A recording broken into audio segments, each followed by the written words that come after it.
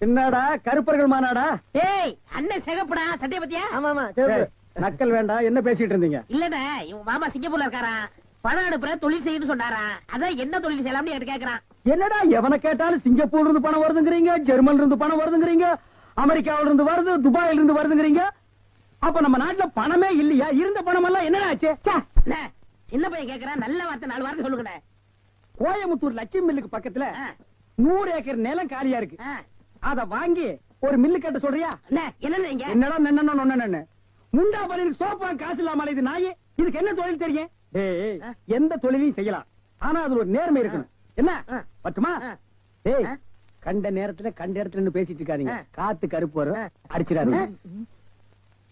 என்னடா அடிச்சிருவோமா? அடிச்சிட வேண்டியதான். ஏப்பா இளநீ சாப்பிட்டா ரொம்ப நல்லதுன்னு சொல்றாங்களே, வாஸ்தவமா? நீங்க இளநீ சாப்பிட்டா எங்க கடைக்கு நல்லது.